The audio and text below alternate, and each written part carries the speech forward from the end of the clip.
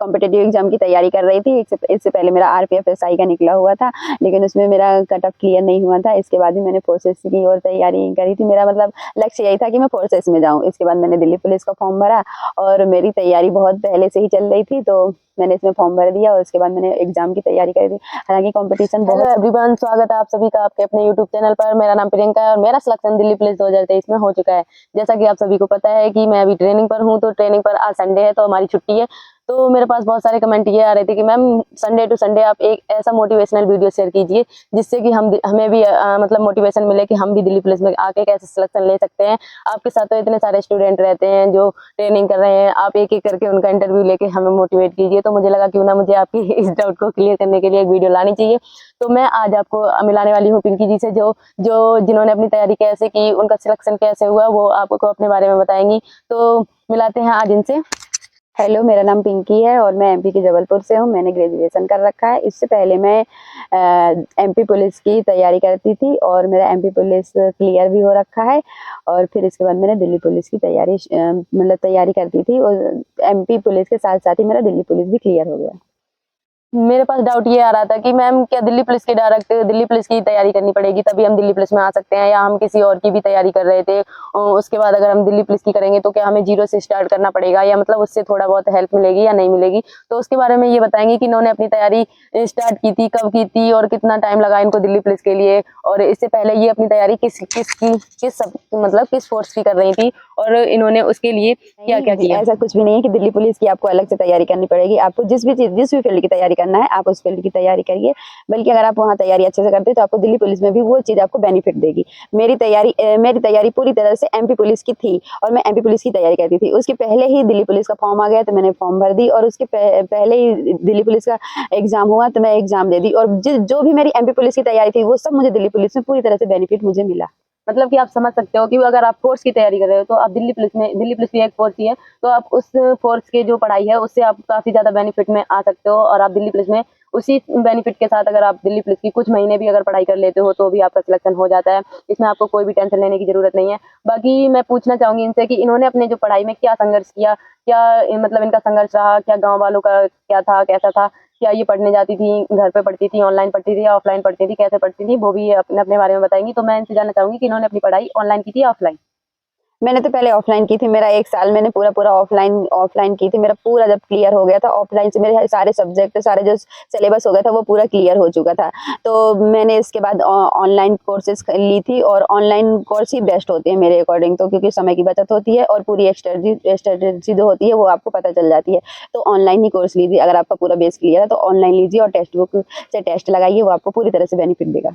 हाँ, मेरे पास ये डाउट बहुत ज्यादा आ रहा था कि मैम मॉक टेस्ट कब लगाने चाहिए, क्या सब्जेक्ट मतलब जो हमारा सिलेबस है दिल्ली पुलिस का जो सिलेबस है वो कंप्लीट करने के बाद मॉक टेस्ट लगाने चाहिए हमें, या मतलब पहले सिलेबस कंप्लीट करना चाहिए उसके बाद उसका रिवीजन करना चाहिए, या मॉक टेस्ट लगाने चाहिए या नहीं लगाने चाहिए। तो ये बताएंगे कि इन्होंने अपने दिल्ली पुलिस का जो सिलेबस है वो कंप्लीट किया था या नहीं किया था, और इन्होंने मॉक टेस्ट कितने महीने पहले स्टार्ट किए थे एग्जाम से, और मॉक टेस्ट में इनका स्कोर कैसा रहता था, और इन्होंने कैसे अपनी तैयारी में मतलब ग्रो किया, कैसे इनका मॉक टेस्ट में नंबर बढ़े, या कैसे इनको पता चला कि मेरी ये जो चीज वीक है या ये स्ट्रांग है, उसके बारे में ये बताएंगी कि इन्होंने मॉक टेस्ट कब स्टार्ट किए थे। मॉक टेस्ट देखिए, आपका अगर पूरा सिलेबस क्लियर है तो आप मॉक टेस्ट 2 या 3 महीने पहले मॉक टेस्ट लगाना स्टार्ट कर दीजिए। जैसे जैसे आप मॉक टेस्ट लगाएंगे तो आपको पता चलेगा कि मेरे सब्जेक्ट में कौन सा चैप्टर है जो मेरा वीक है, तो आप उस चैप्टर को उठाइए, उसका पूरा रिवीजन 2-3 बार कीजिए। फिर आप अगली बार जब टेस्ट लगाएंगे तो आपको पता चलेगा कि मेरा ये चैप्टर पूरा तरह से क्लियर हो चुका है। जब आपको दूसरा कोई चैप्टर मिलेगा, कोई उसको क्वेश्चन मिलेंगे जो आपको नहीं आएंगे, तो आप वो वाला चैप्टर उठाइए और आप पूरा रिवीजन कीजिए। और जो आप टेक्स्ट बुक लगाते हैं तो उसके जो क्वेश्चन आप नहीं आते हैं तो पूरी तरह से उन क्वेश्चनों की ओर अपना ध्यान दीजिए कि मुझे ये क्वेश्चन जो नहीं आए तो ये क्यों नहीं आए हैं। तो और उसके बाद मैं इनसे ये पूछना चाहूंगी कि इन्होंने जो अपनी ऑनलाइन पढ़ाई की थी वो किस चैनल से की थी, किस यूट्यूब चैनल से की थी या किसी ऐप से की थी, और उसके बारे में भी ये बताएंगी कि कौन से टीचर बेस्ट थे जो मतलब जिनसे इन्होंने पढ़ा है। अपने बारे में ये बताएंगे कि कौन से ऑनलाइन जो है एप्लीकेशन आपको डाउनलोड करनी चाहिए जिससे आप पढ़ाई कर सको। देखिए, मैंने पर्टिकुलर कोई एक ही टीचर से मैंने पढ़ाई नहीं करी हूँ। मेरा तो जीएस था, तो मैं जीएस किसी दूसरे सर से पढ़ी थी। मेरी मैथ्स थी, मैथ्स तो मैंने विनर्स से, जो सर हैं आदित्य पटेल सर, मैंने मैथ्स पूरी उन्हीं से क्लियर करी थी। और जीएस में खान सर से, मतलब अपना जो सब्जेक्ट आपको जिससे अच्छा लगता है तो आप उनके वीडियो डाउनलोड कीजिए, उनकी स्ट्रेटेजी लीजिए और पूरी तरह से उसको फॉलो कीजिए। हाँ, तो सबसे बड़ा डाउट तो यही रहता है कि मैम हम भटक रहे हैं, इन टीचर से पढ़ें या इन टीचर से पढ़ें, किधर जाएँ, क्या करें?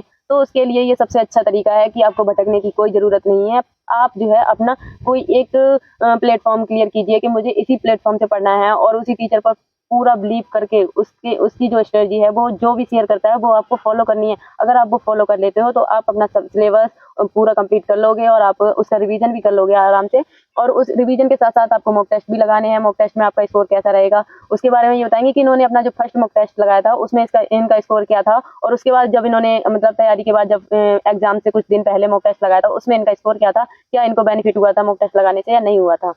देखिए, मॉक टेस्ट लगाने से बहुत ही ज़्यादा बेनिफिट होता है। मॉक टेस्ट ही लगाने से हमको पता चलती है कि हमारी तैयारी कैसी है और हमें एग्ज़ाम में कैसे एग्ज़ाम के विषय सब्जेक्ट में लेके हमको कैसे क्या करना है।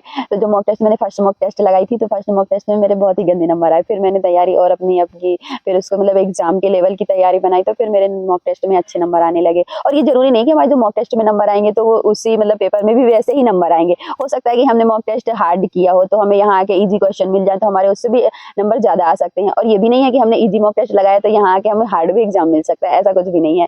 तो मॉक टेस्ट तो अपनी गहराई नापने का एक जरिया होता है, लेकिन ये बिल्कुल नहीं होता हमें मॉक टेस्ट के अकॉर्डिंग हम हमारा सिलेक्शन हो जाए। मॉक टेस्ट लगाइए, लेकिन टेंशन बिल्कुल भी मत लीजिए कि मेरे नंबर कम आ रहे तो मेरा सिलेक्शन नहीं होगा। हो सकता है मॉक टेस्ट में आपके नंबर कम है और आप एग्जाम में जाए, आपको बिल्कुल ईजी क्वेश्चन मिल जाए, आपका सिलेक्शन हो जाए। इसलिए हाँ, तो मॉक टेस्ट का बस यही रोल रहता है कि आपको जो है अपनी तैयारी का पता चलता है कि मुझे अभी ये अरे मैंने ये क्वेश्चन अच्छा है, इस टाइप में मुझे क्वेश्चन नहीं आ रहे हैं, तो आप अगले दिन उसी टाइप के क्वेश्चंस करोगे, आपको वो आ जाएँगे। और जो ईज़ी क्वेश्चंस है कि आपको पता भी चल जाएगा कि मुझे जीएस में ये याद हो रहा है, मेरा ये क्वेश्चन ठीक हो रहे हैं और जो नहीं ठीक हो रहे हैं, वो मतलब मेरा ये सब्जेक्ट वीक है या कौन-सा स्ट्रॉन्ग है, इसके बारे में आपको मॉक टेस्ट से ही पता लगता है। तो मॉक टेस्ट आपको ज़रूर लगाने चाहिए। अगर आप मॉक टेस्ट लगाते हो, तो आप आसानी से सिलेक्शन ले सकते हो, क्योंकि मॉक टेस्ट लगाने से ये नहीं है कि आपको मतलब एग्ज़ाम बिल्कुल same to same mock test जैसा ही मिलेगा।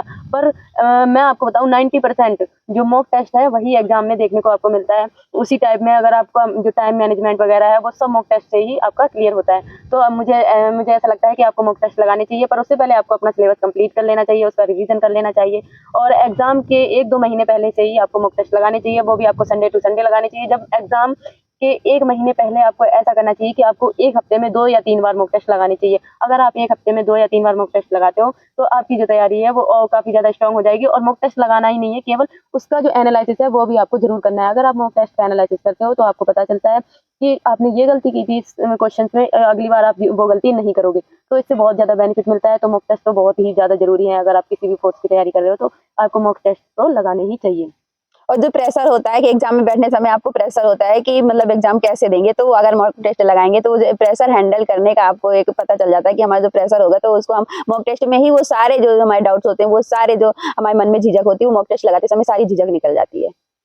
और बाकी ये बताएँगी कि इनके साथ कितने लोगों ने तैयारी की थी और कौन कैसे पढ़ाई में था और कैसे किसने क्या-क्या किया, क्या सबका सिलेक्शन हुआ या नहीं हुआ? तो उसके बारे में भी ये बताएँगी कि इनके साथ कितने लोगों ने तैयारी की थी और कैसे इन्होंने सिलेक्शन लिया?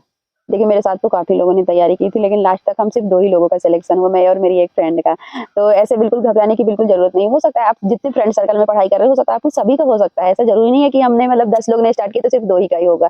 अपनी तैयारी को बेस्ट कीजिए और आपकी तैयारी के अकॉर्डिंग ही आपका सिलेक्शन आपको तय करता है कि वो कैसा होगा सिलेक्शन। चाहिए ही चाहिए। अगर आपका लक्ष्य ये है कि आप 12th के बाद सीधे आपको दिल्ली पुलिस में ही आना है, तो उसके लिए आपके लिए 6-7 महीने सफिशिएंट है। लेकिन उसके लिए आपको बहुत ही ज़्यादा मेहनत 6 महीने में सिलेक्शन लेने के लिए आपको बहुत ज़्यादा मेहनत करने की ज़रूरत पड़ेगी। मेरे पास एक कमेंट ये आ रहा था कि मैम कंपटीशन बहुत ज़्यादा है, क्या मेरा सिलेक्शन इसमें हो सकता है या नहीं हो सकता है? इसके बारे में भी कुछ बताएँ।